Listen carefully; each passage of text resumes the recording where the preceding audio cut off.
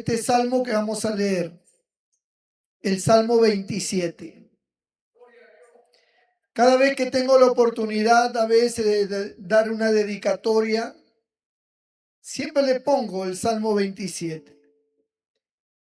Y yo nunca me di cuenta en los inicios de que este salmo estaba marcando mi vida, estaba relatando todo lo que yo iba a pasar en mi camino como cristiano. Y ahora, pues, cada vez que lo leo, siempre me impacta.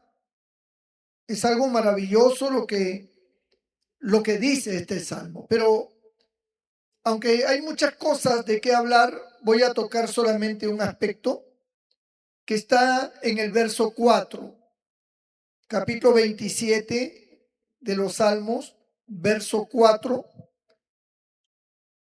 donde dice: con la bendición del Padre, del Hijo y del Espíritu Santo. Bendito sea el Señor. Una cosa he demandado a Jehová, esta buscaré, que esté yo en la casa de Jehová todos los días de mi vida, para contemplar la hermosura de Jehová y para inquirir en su templo. Señor, bendiga su palabra. Pueden sentarse. No deje de bendecir al Señor. Aleluya. Gracias, Señor.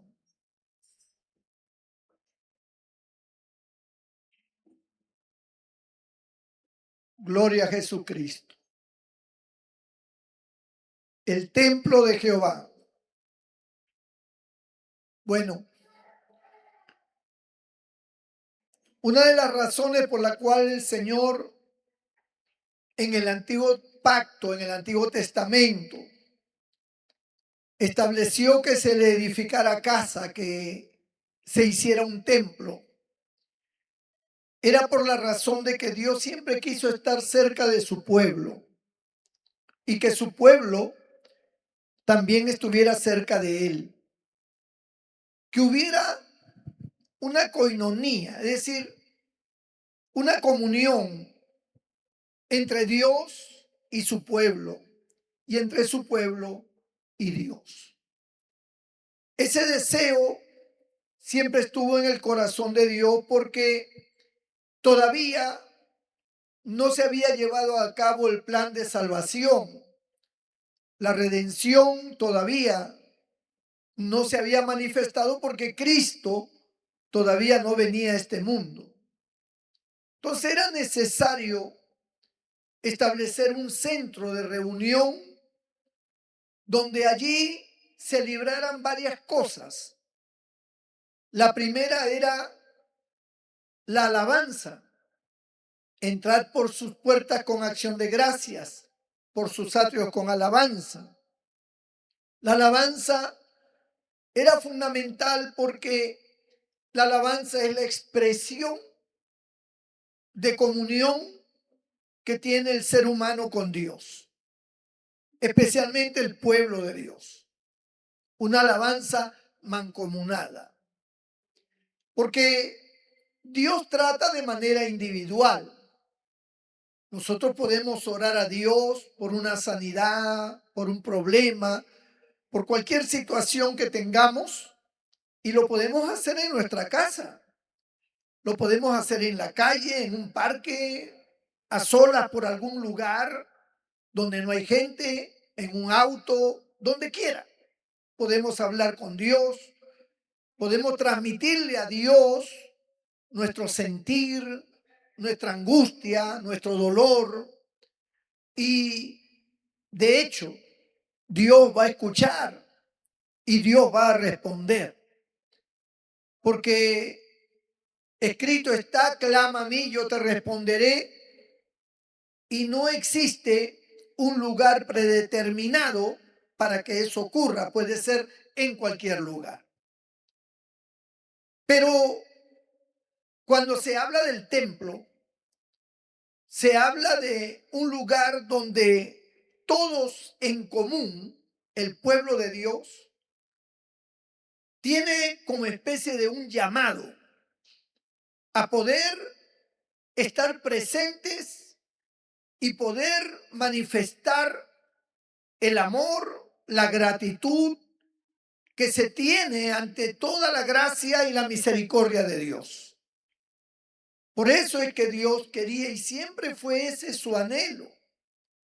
Recuerden que en el Génesis, en el capítulo 3, verso 8, dice que Dios se paseaba al aire del día en el huerto y hablaba con el hombre. O sea, esa fue la primera reunión, el primer lugar donde Dios estaba en íntima comunión con Dios, con el hombre, y el hombre con Dios. Y esa ha sido la práctica que Dios siempre ha buscado, que Dios siempre ha querido, que tengamos esa comunión. Así que la alabanza es la forma en que nosotros expresamos nuestro agradecimiento, nuestro amor por todos los beneficios y por todo lo bueno y grande y justo que Dios es. Bendito el Señor. Y tiene que ser algo que sea de un solo sentir entre todo el pueblo de Dios, porque todo el pueblo de Dios tiene ese sentir de adorar, de alabar, de glorificar a Dios. Bendito el Señor. También estaban los sacrificios, porque el templo se edificó para los sacrificios. El primer templo fue un templo rodante. No rodante porque no tenía ruedas, pero era un templo desarmable y que se armaba y que se podía trasladar de un lugar a otro mientras estaban en el desierto. Y a este templo se le llamó el tabernáculo. Fue un templo diseñado por Dios mismo. Dios le dijo a Moisés, mira que lo hagas conforme al diseño que yo te he mostrado en el monte. O sea, la arquitectura, la forma, los colores y todas las cosas que se usaron para hacer el tabernáculo fue diseño de Dios. Dios quiso que así lo hicieran y que cada cosa era muy representativa hacia el futuro. Y así lo hizo Moisés. Y este templo se armaba cuando Israel se quedaba quieto en el desierto y la nube no se movía. Entonces ellos se quedaban quietos y armaban el tabernáculo. Era algo rápido, era como una tienda de campaña que rápido se instala. Así era el tabernáculo. Pero luego el tabernáculo se consolida como templo cuando ya Israel tiene posesión de la tierra que Dios le había dado.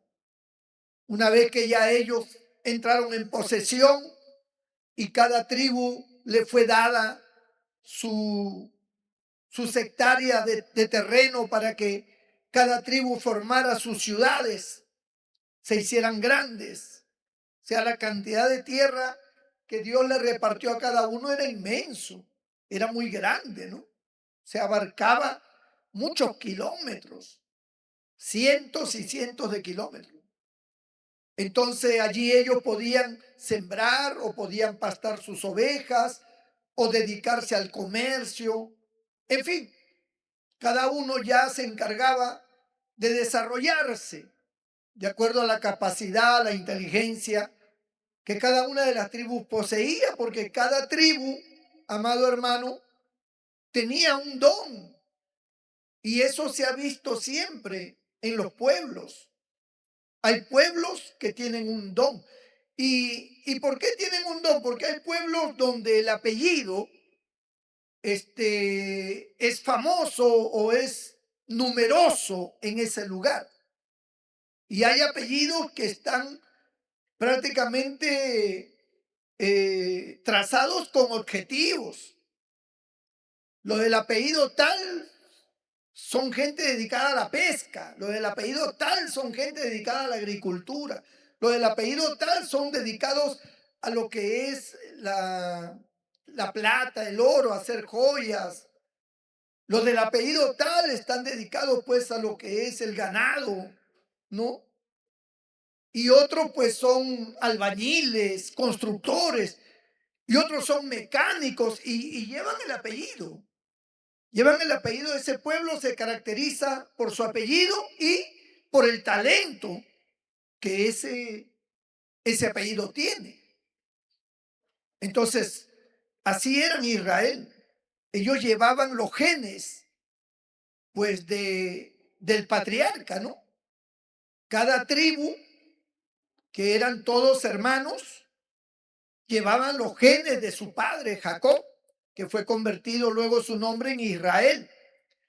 Pero estos genes no venían de Jacob, venían de mucho más atrás, venían desde Abraham, que era el tatarabuelo. Y Abraham, pues fue el que estableció esos genes, porque así es la humanidad. Cada raza, cada cultura está en dependencia de los genes que cada uno posee. Bendito sea el Señor. Y esos genes tienen la información de la habilidad con la cual nos desempeñamos nosotros, porque hay algo en que nos desempeñamos, algo en que nos favorece, nos caracterizamos por eso. Usted tiene que descubrir qué es lo suyo y que eso no es solamente suyo, está también en su familia. Por ejemplo, hay familias que tienen una sazón muy exquisita en la cocina y eso viene de familia. O sea, ¿por qué? Porque los genes tienen esa información y esa capacidad que le da a esa persona y viene de generación tras generación. Otros son especialistas por ejemplo, hay algunos que tienen una letra extraordinaria y es un don. Tener una letra que es prácticamente dibujada es un don y lo tiene no solamente esa persona, viene de familia.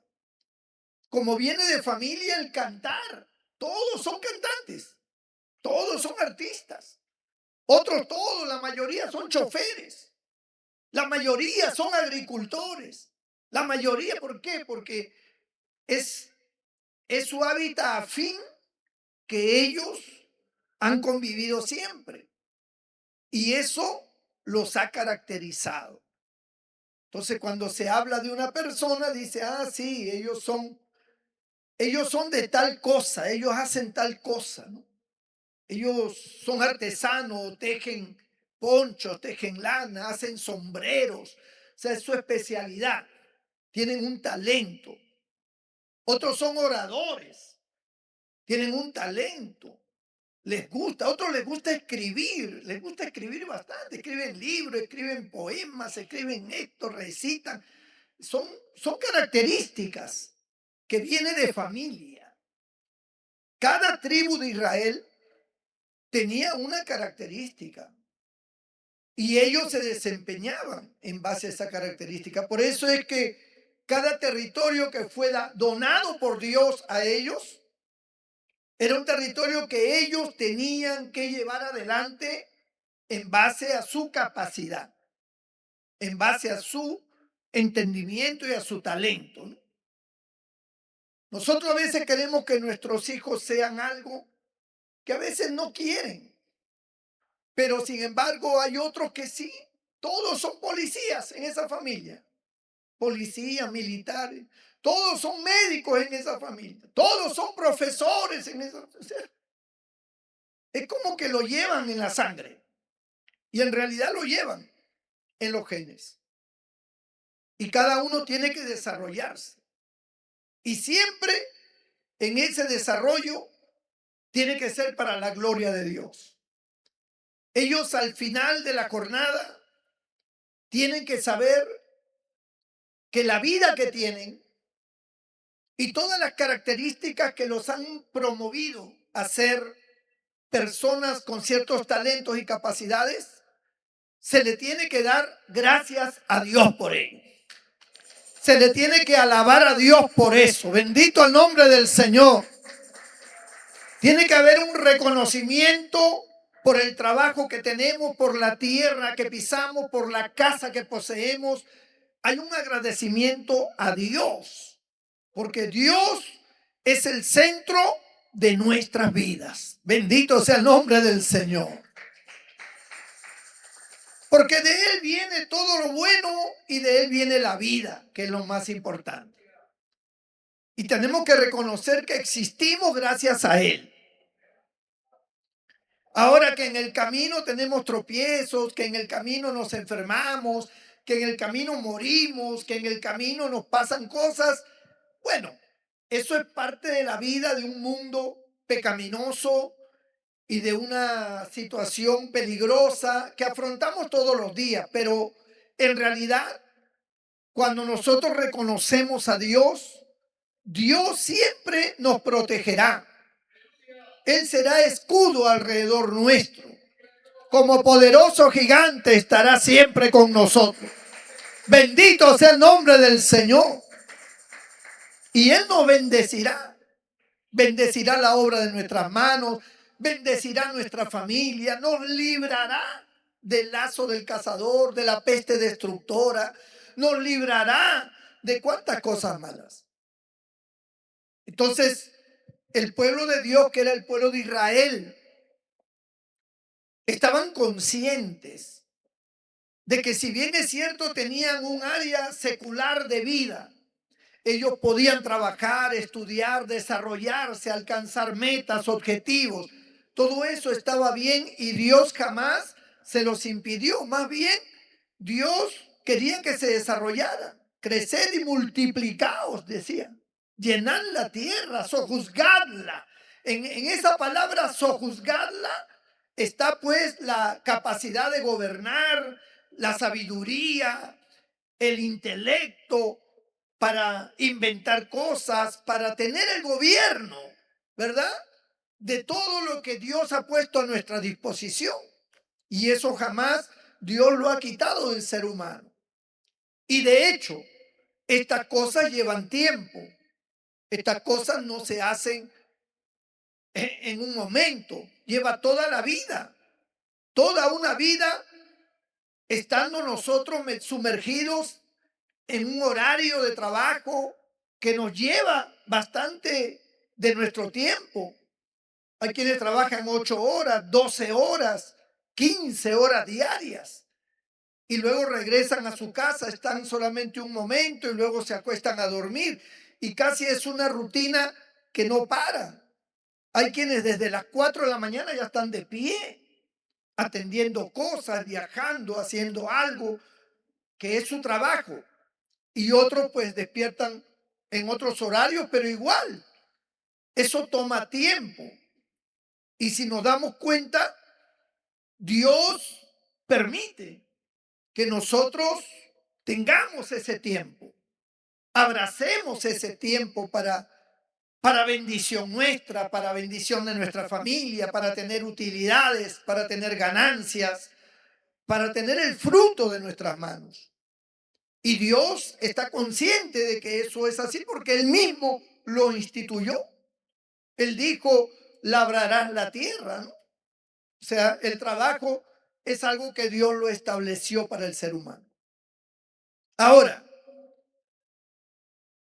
si bien es cierto todo eso es compatible con la voluntad de Dios y nosotros ejercemos ese derecho, esa atribución o ese deber con responsabilidad, porque de ello depende nuestro futuro y el confort de nuestra vida y de nuestra familia. Si bien es cierto, todo eso es parte también de una bendición que Dios nos ha otorgado. Sin embargo, Dios espera que ese pueblo abocado en tantas cosas materiales, terrenales, humanas, Dios espera que ese pueblo se concentre con el mismo ahínco con que busca su bienestar, se concentre a buscar el bienestar espiritual, buscando el rostro de Dios. buscando la presencia de Dios. Bendito sea el nombre del Señor. Mire que no había una persona más responsable que un rey. Un rey tenía que atender muchos casos. Y los casos que atendía eran de mucha responsabilidad. Casi no había mucho tiempo para su vida propia. Los reyes estaban enfrascados en una cosa, habían peligro, habían amenazas, había que ver de qué manera extendíamos la ciudad, de qué manera ayudamos al pueblo, las leyes y un montón de cosas. Sin embargo, la expresión de David en este Salmo 27 y verso 4, él dice: una cosa he demandado a Jehová, esta buscaré, que esté yo en la casa de Jehová todos los días de mi vida, dice él, ¿no? O sea, si bien es cierto, él tenía sus responsabilidades, sus tareas, y tenía que ejercerlas, y se tomaba tiempo. Sin embargo, él nunca desestimó que venir al templo fuera tan importante y tan vital como cualquier otro asunto de responsabilidad humana. Venir a la casa de Dios para contemplar la hermosura de Jehová, porque ahí, al sentir su presencia, eso calaba profundo en el alma. Y también para inquirir en su santo templo. Inquirir es una frase que conlleva querer saber, ¿no? Yo inquiero, yo estoy inquiriendo, quiero saber más, quiero conocer más. Eso es inquirir. Quiero conocer más. Y ahí entra a tallar la palabra de Dios, entra a tallar la ley de Dios ahí en el Antiguo Testamento. Para eso estaban los ministros, los sacerdotes, los levitas, encargados de ministrar las cosas de Dios. Y sobre todo la palabra de Dios. También tenían injerencia los profetas. Entonces, para David, esa parte espiritual que tenía que ver con el reino de los cielos, que tenía que ver con Dios, era sumamente importante. Para él era sumamente importante. No se trataba de una tradición, no se trataba de un costumbrismo, de un ritualismo. Se trataba de la voluntad. Se trataba de que él quería, que él reconocía a Dios, que él valoraba todo lo que él era, y era gracias a Dios. Él se sentía con la responsabilidad y el deber de ir a la casa de Dios, de adorar a Dios, de buscar el rostro de Dios, de hablar con Dios y de escuchar su palabra. Para él era sumamente vital, sumamente importante. No era una pérdida de tiempo para él. No podía ser una molestia para él. No, que no quiero ir, pero me veo obligado. Ya me han dicho que tengo que cantar, no quiero. Voy porque soy diaconisa. Voy porque soy presidente de grupo. Voy porque, ¿qué van a decir de mí? O sea, eso era para un religioso barato, para alguien que ocupa un espacio. Pero para David no. Para David, la casa de Dios era muy importante. Era una renovación de orden espiritual. Era algo que saciaba la sed de su alma. Él amaba a Dios. Y estar en la casa de Dios, él podía manifestar, dar rienda suelta a su sentimiento que él tenía para con Dios. Para él no había nada más grande que la casa de Dios. Así lo consideraba. Así lo sentía. Y es por eso que Dios favorecía mucho al rey David. Dios se agradaba porque el corazón de David, que era conforme al corazón de Dios, era porque sus pensamientos que emanaban de su corazón estaban ligados a la voluntad de Dios. O sea, Dios se agradaba de lo que él pensaba, de lo que él quería, de lo que él buscaba en relación con Dios. Y cuando él amaba la casa de Dios, y cuando él amaba los sacrificios, y cuando él separaba lo que tenía que separar para que la casa de Dios se viera bien, todo eso alegraba el corazón de Dios, porque era como que él no se conformaba solamente con ser una persona bendecida materialmente. Si bien es cierto, es importante ser bendecidos materialmente, pero para él había algo mayor que lo material. Y ese mayor que lo material era la presencia de Dios. Era el lugar donde estaba Dios. Él quería estar donde estaba Dios. Él sabía que Dios estaba en el cielo, pero Dios había establecido, hermano, el arca del pacto, el arca del testimonio, en el cual él prometió que su presencia estaría en esa arca. Y esa arca estaba en el templo. Entonces, si bien es cierto, David entendía que Dios estaba en el cielo, pero al mismo tiempo él quería sentir que Dios estaba en un determinado lugar como para ir a buscarlo, como para estar delante de él.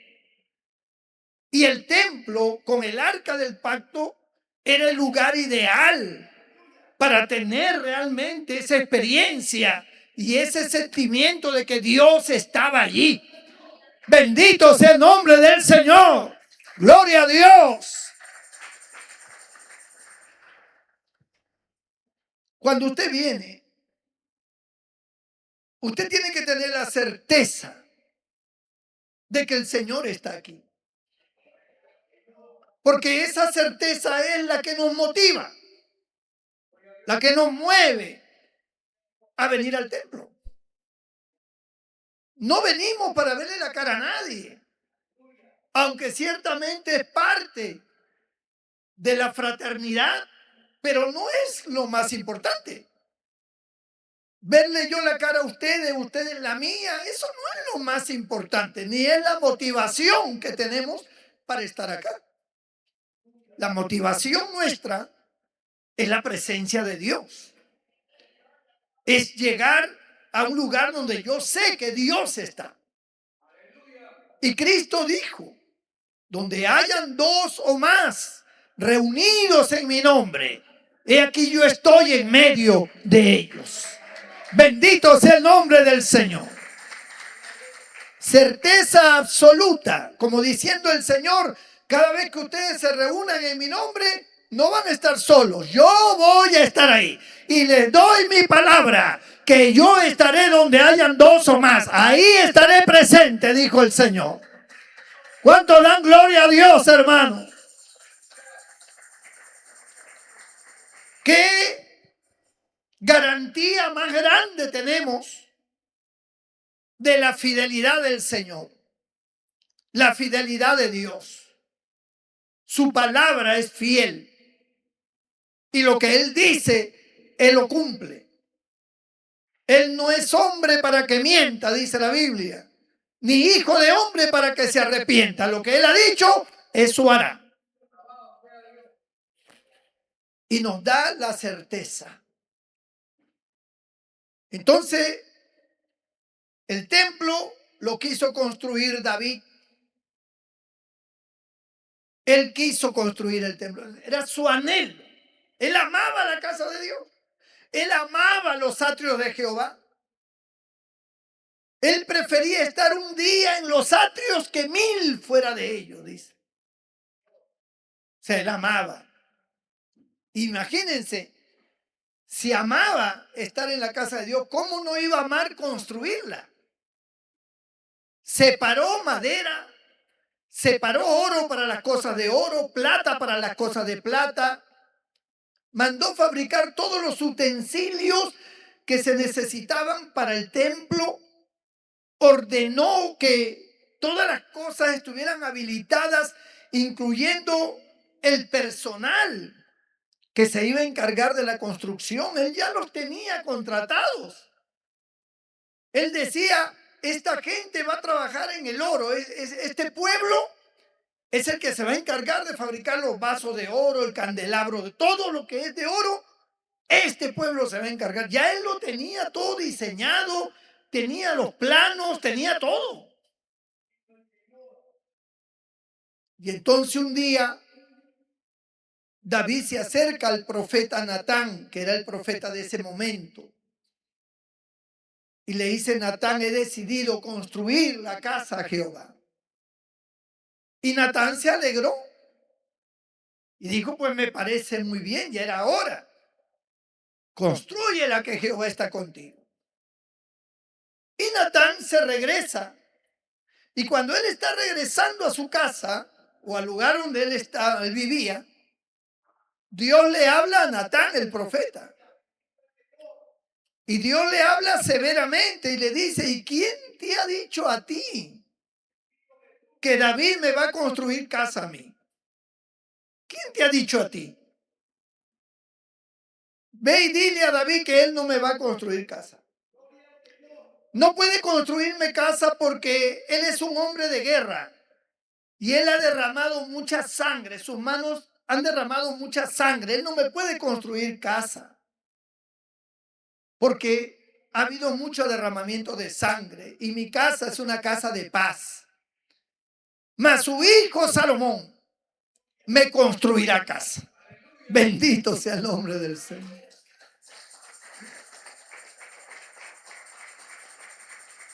Hay cosas que nosotros anhelamos hacer para Dios y a veces Dios nos dice que no somos los indicados para eso.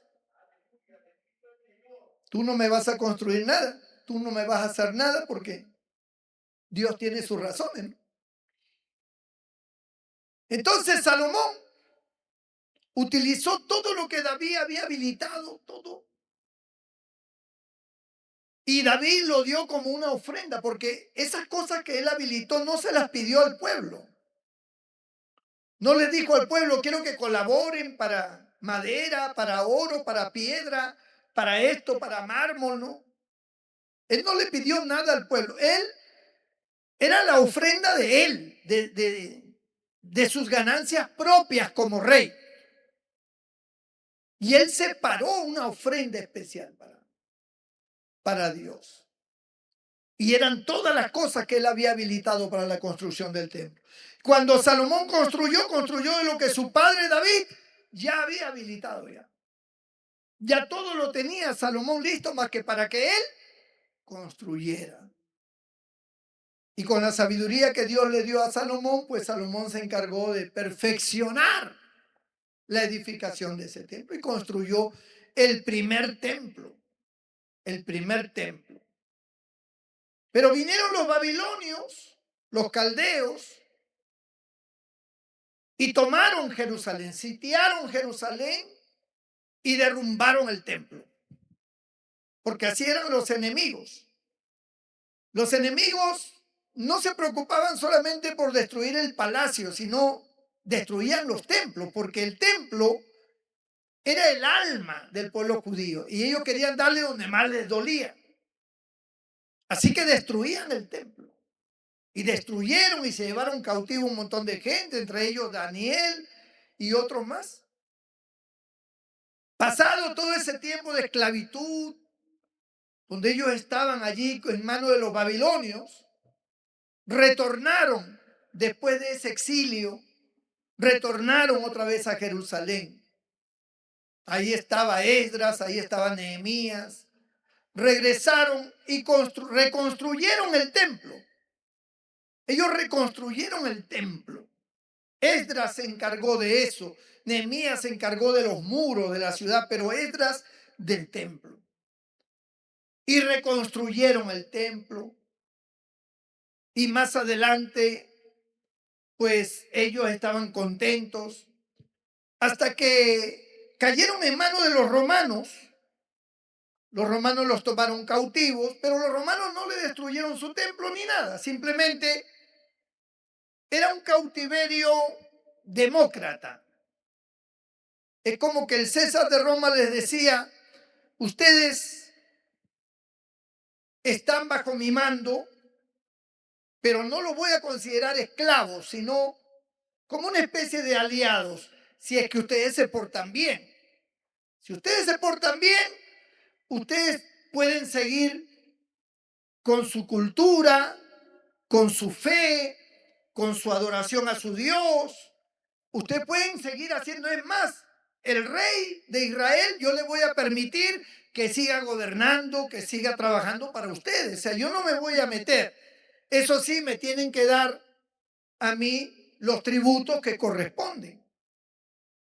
Por eso dijo el Señor: dad al César lo que es del César, porque el pueblo pagaba tributo, pagaba impuesto a Roma, porque Roma era la autoridad, pues el que los tenía bajo su mando. Pero Israel no estaba conforme con ese tipo de vida. Ellos no querían estar bajo el yugo romano. Entonces se abrieron una serie de grupos revolucionarios que comenzaron a atacar ciertos lugares que le correspondía a Roma, ¿no? Atacaban guarniciones, atacaban y luego huían, y así eran como especie de terroristas, así. Y así comenzaron a colmarle la paciencia al César de Roma. Hasta que un día la situación se agravó tanto, los ataques de Israel eran continuos bajo las sombras, que el César de Roma dispuso a un general que él tenía llamado Tito. Y este Tito vino a destruirles el segundo templo que ellos ya prácticamente habían reconstruido. Y cuando vino el general Tito, pues él arrasó con todo, ¿no? Ahí se cumplieron las palabras también del Señor: no quedará piedra sobre piedra.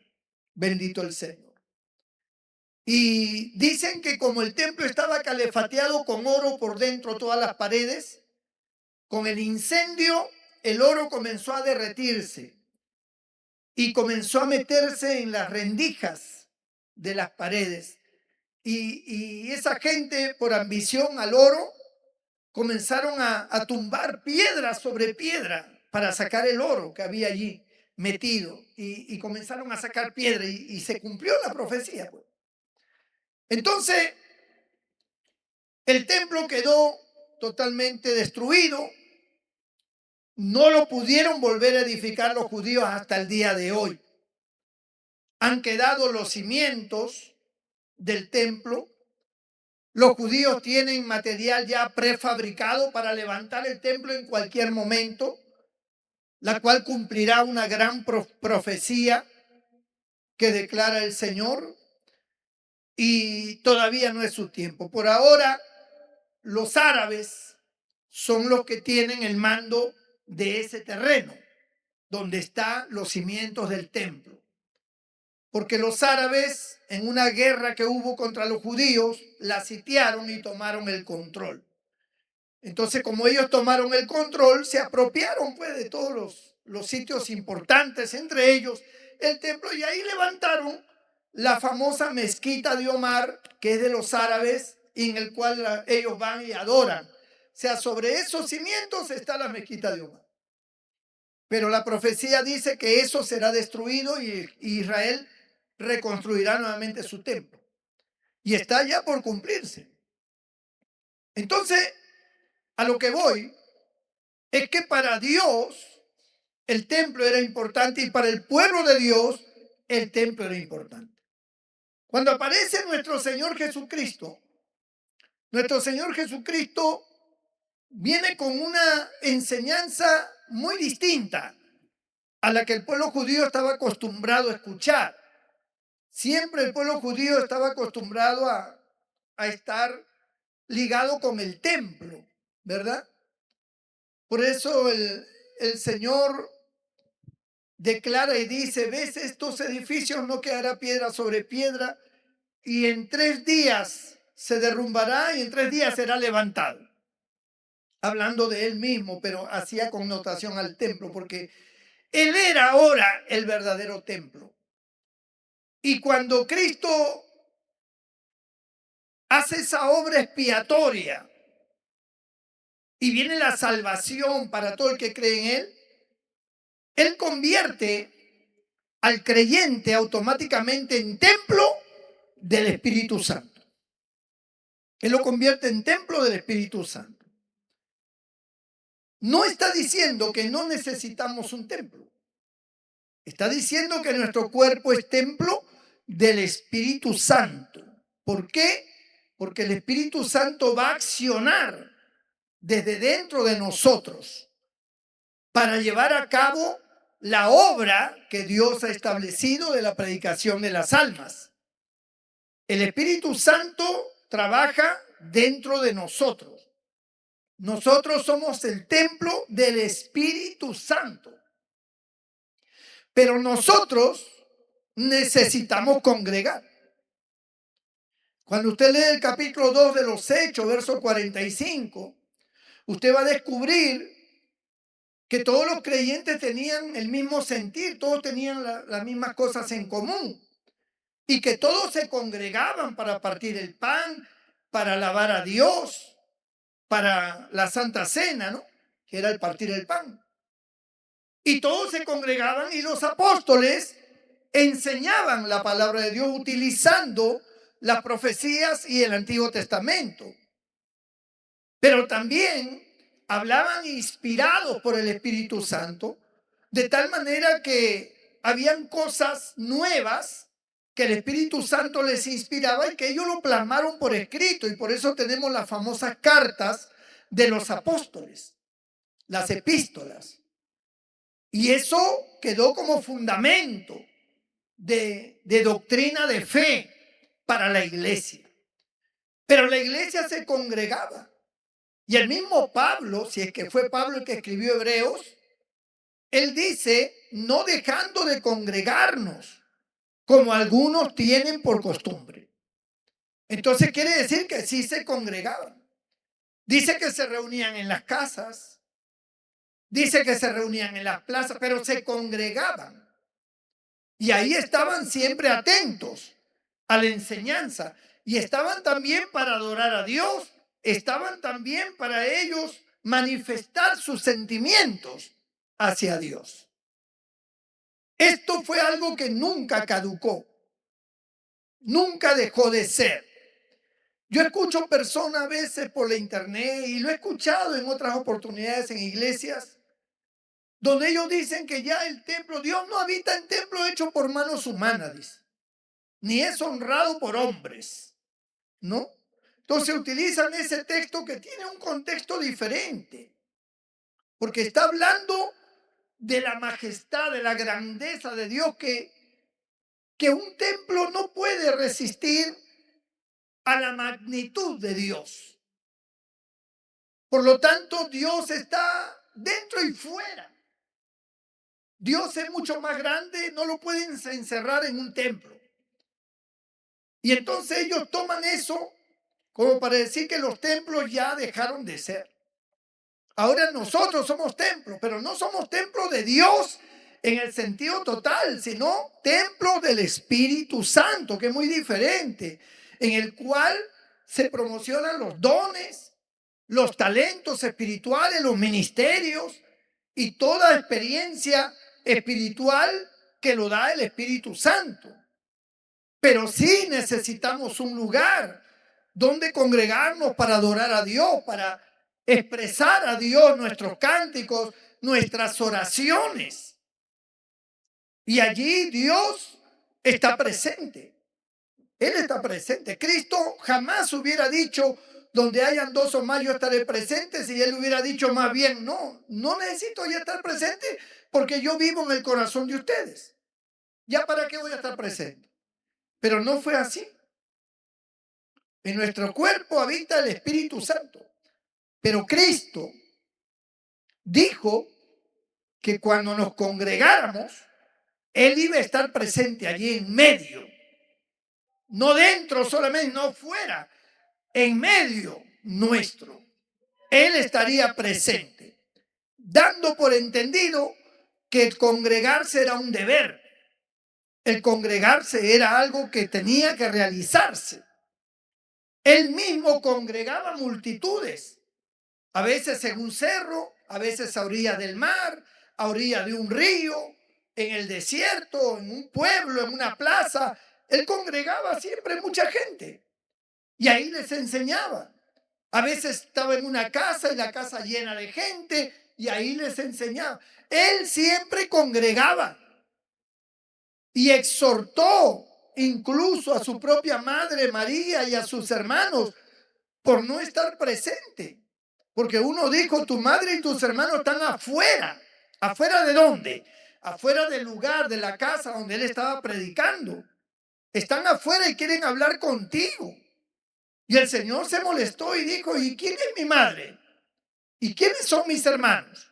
Entonces, señalando a los que estaban dentro de la casa y a sus discípulos, dijo, he aquí mi madre y mis hermanos, porque todo el que hace la voluntad de mi Padre que está en los cielos, esa es mi madre y esos son mis hermanos. Bendito sea el nombre del Señor. También se lo dijo a María, la hermana de Lázaro. Perdón, a Marta.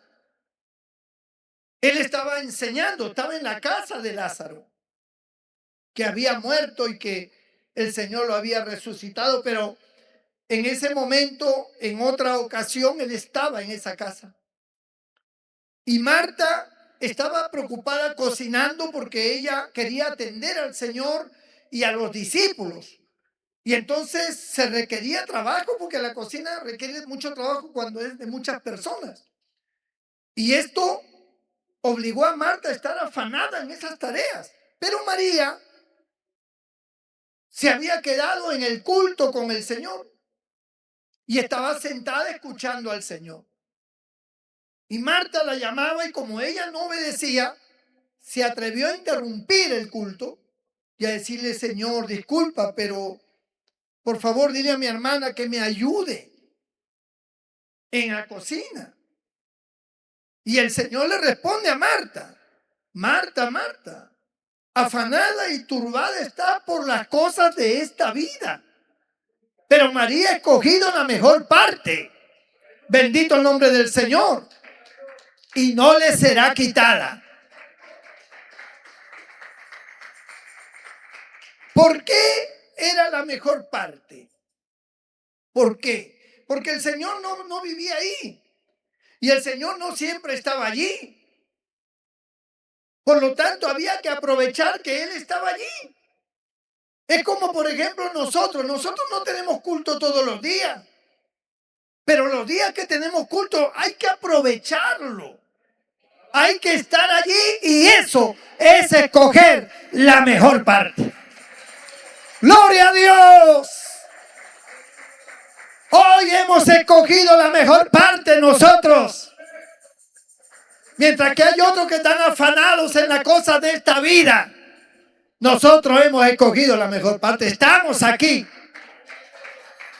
en el lugar donde Dios quiere que estemos, no dejando de congregarnos como algunos tienen por costumbre, dijo el apóstol. Es importante para inquirir, aprender, para adorar, para hablar con Dios, para recibir la bendición. En la casa de Jehová envía a Dios bendición y vida eterna, dice la Biblia. Son promesas. Y aunque esto es un local que antes fue discoteca, pero ahora es un templo. Ahora se ha convertido en un templo. Porque aquí todo lo que se hace es para darle honra y gloria a nuestro Dios.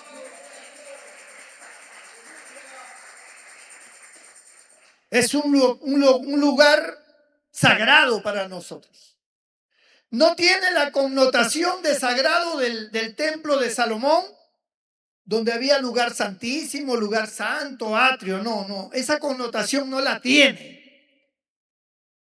porque ya no existe eso de lugar santísimo, lugar santo. Simple y llanamente es sagrado porque aquí nos reunimos para hacer todo lo que tiene que ver con glorificar a Dios. Y Dios está en medio nuestro. Y es Dios quien lo hace y lo vuelve sagrado. Gloria a Dios.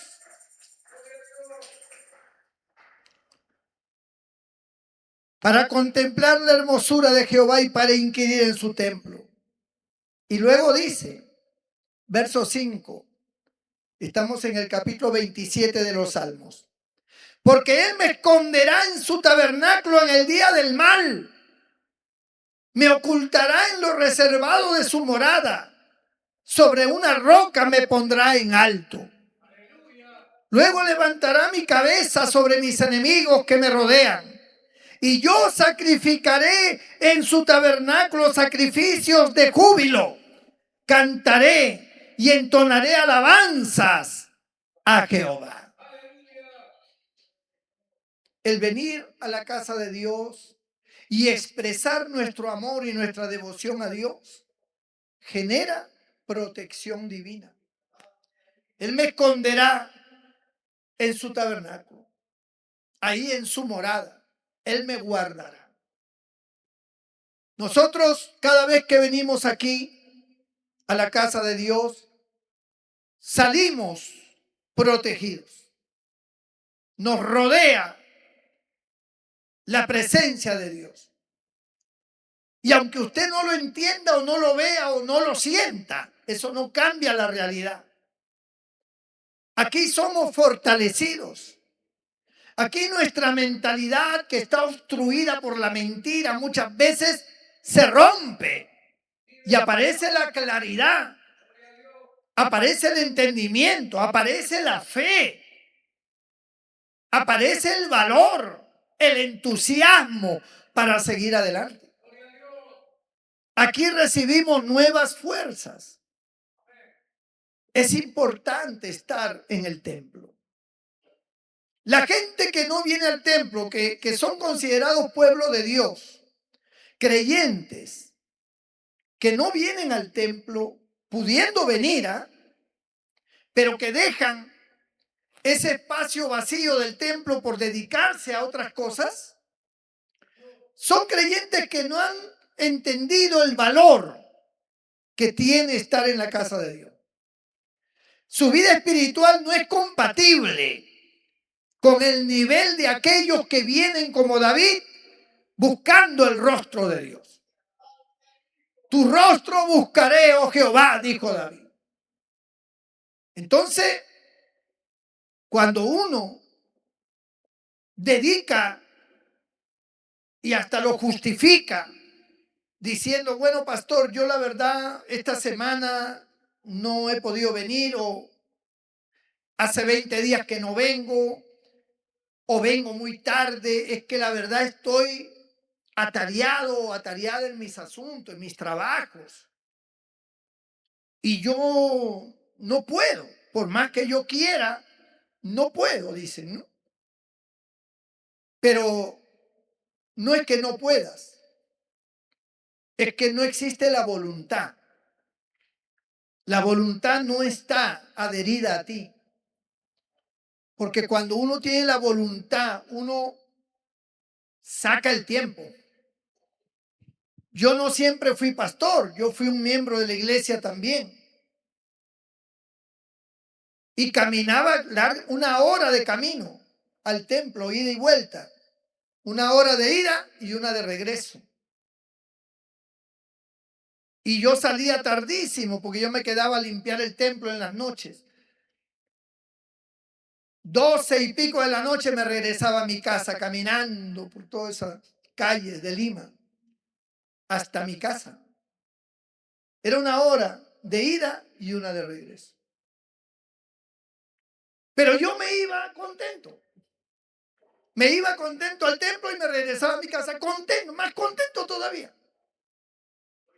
Nunca me quejé, nunca dije no puedo, estoy cansado. Nunca le puse objeciones a venir a la casa de Dios. Siempre estuve en la casa de Dios. Tenía que haber una situación extraordinaria para que no pudiera venir. Pero siempre estaba en el templo.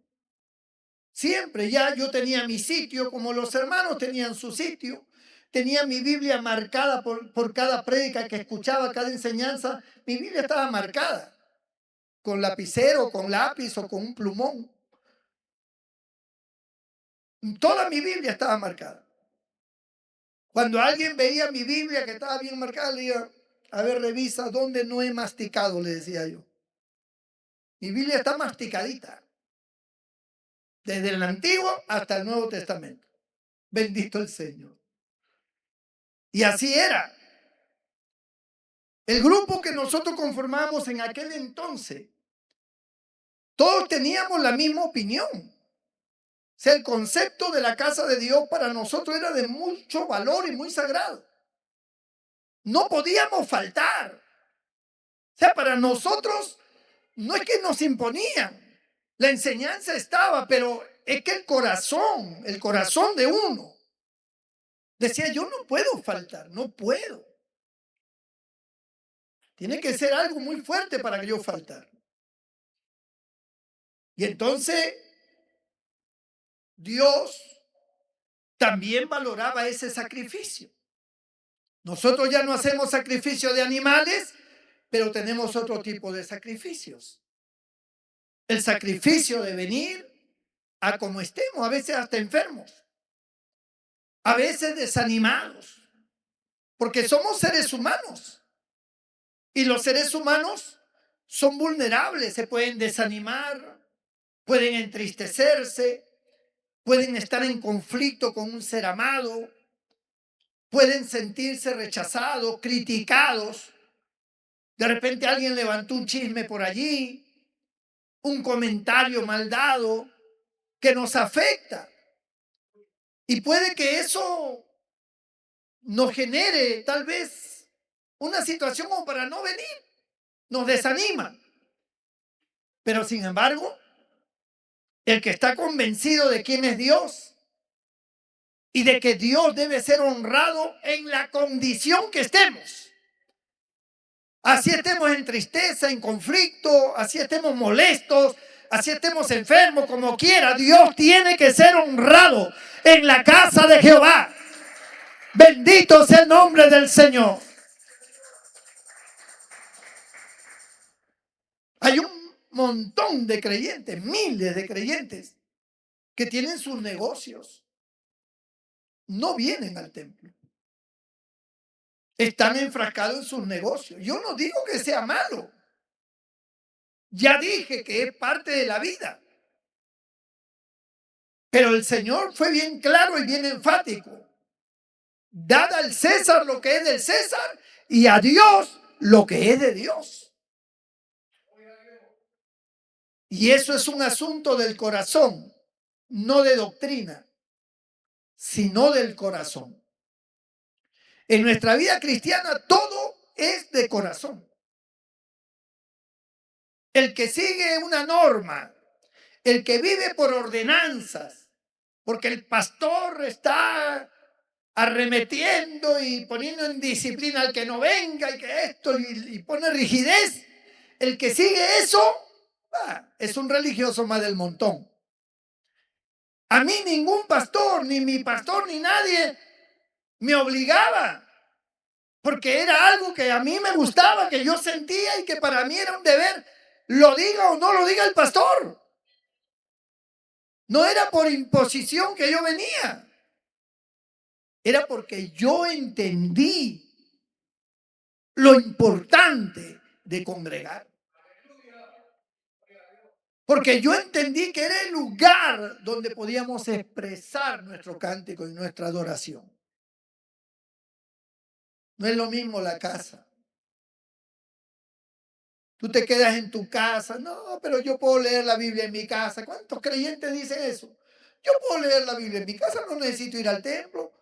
Yo puedo cantar a Dios, yo hago que mis cultos en mi casa. O sea, como diciendo, ¿de qué me sirve el templo? El templo no me interesa con tal que yo haga los cultos en mi casa. El asunto es hacer los cultos, dice. Pero A veces la gente tiene dos dedos de frente, hermano.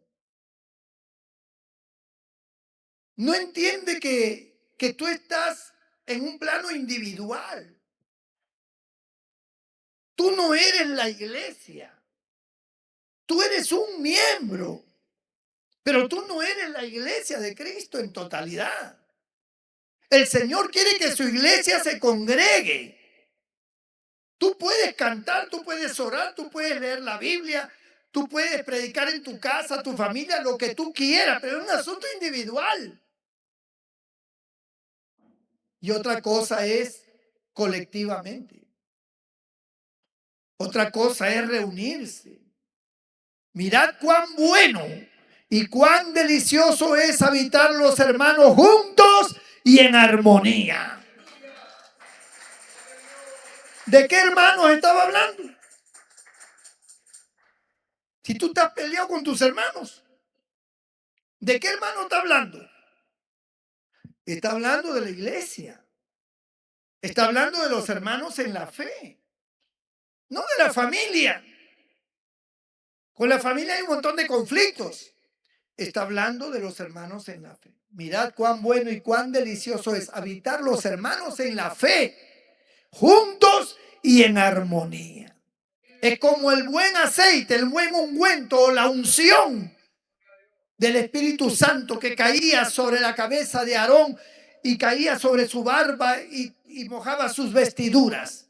Así es la unidad del pueblo de Dios cuando viene a unirse en uno solo, para adorar a Dios, para alabar al Señor. Bendito sea Jesús. Así que, hermanos, podemos nosotros evaluar y medir nuestro nivel espiritual en tu asistencia al templo. No por obligación, sino porque eso es el reflejo de un creyente, hombre o mujer, agradecidos a Dios y que están en buena comunión con Dios. El que está en buena comunión con Dios viene al templo. Eso es infallable, hermano. Viene al templo. Se agrada, como dice la Biblia. Yo me alegré con los que me decían, a la casa de Jehová iremos. Yo me alegré. O sea, para mí es una alegría venir al templo. No es una tristeza, no es una carga, es una alegría. Y Dios lo ve, Dios divisa tu corazón así, desde su trono de gloria hasta donde tú vives. Cuando ya va llegando la hora del templo, ya Dios está mirando tu corazón. Dios sabe si tú quieres venir o no. A Dios no le vas a engañar. Y hay gente que llega por cumplir, pero no con un corazón agradecido. Y por eso no tiene un gloria a Dios. Y cuando llega la ofrenda, da lo que pues en ese momento quiere. No hay un entusiasmo. No valora nada de lo que se hace. Critica. Mira a los hermanos a ver cómo están vestidos, qué hacen. Están en otras cosas. No están en lo que tienen que estar. Pero cuando uno viene al templo con esa gratitud, todo lo que se hace es sagrado para uno. Mi ofrenda es sagrada, mi comunión con los hermanos es sagrado, mi comunión con Dios es sagrada, mi cántico a Dios es sagrado, todo lo, si toco un instrumento, si aplaudo, todo es sagrado. Me preocupo. No estoy mascando chicle ni dejándolo debajo del asiento, porque lo considero una falta de respeto al lugar donde está Dios. O sea, tengo que aprender a ser una persona educada. Hay personas que no son educadas, no están formados. Por eso es que para ellos el templo es como cualquier cosa. Vienen vestidos como les da la gana, a veces en short, en sandalias, en un buzo. Porque para ellos el templo es cualquier cosa. Pero para aquel que sabe que Dios está en este lugar, no viene como le da la gana. Puede parecer vanidad, pero no es vanidad. Es respeto.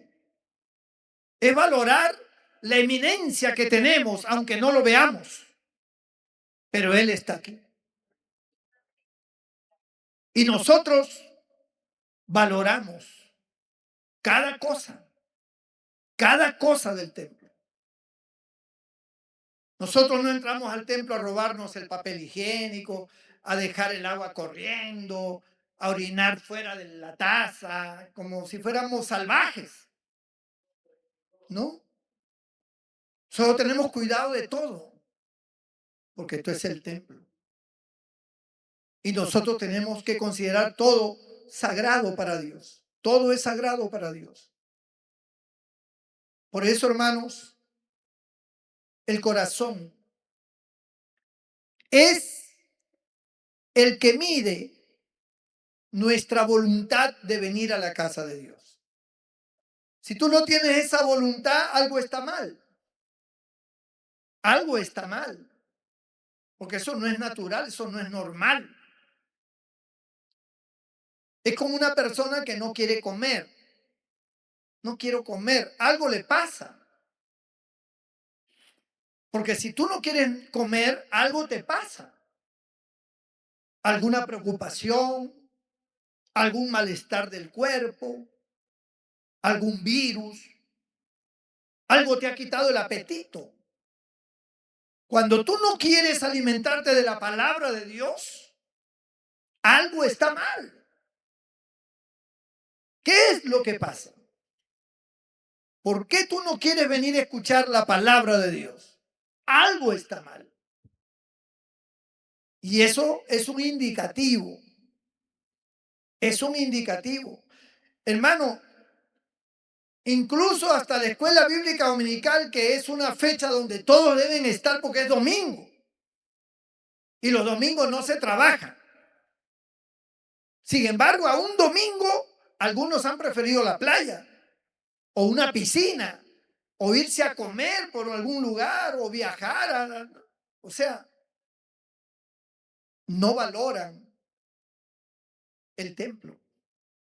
Los judíos, esa gente valoraba su templo, era algo para ellos, no podían fallar. Ellos no podían fallar. Y las sinagogas, que eran centros pequeños de enseñanza y de oración, tampoco podían fallar a las sinagogas. Ahí estaban. Respetaban todo. Nosotros somos cristianos. Llevamos una vida espiritual. Tenemos fe. Demostremos esa devoción espiritual. Demostremos, pero no forzados, sino de buena voluntad. Considérelo un deber suyo como lo consideró David. Una cosa he demandado a Jehová, que esté yo en la casa de Jehová todos los días de mi vida, para contemplar la hermosura de Jehová y para inquirir en su santo templo. Bendito sea el nombre del Señor. Inclina tu rostro y cierra tus ojos allí donde estás.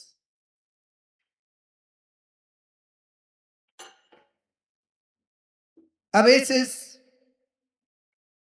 el no valorar las cosas de Dios acarrean mucha miseria, tanto en lo espiritual, en lo económico, en todos los aspectos.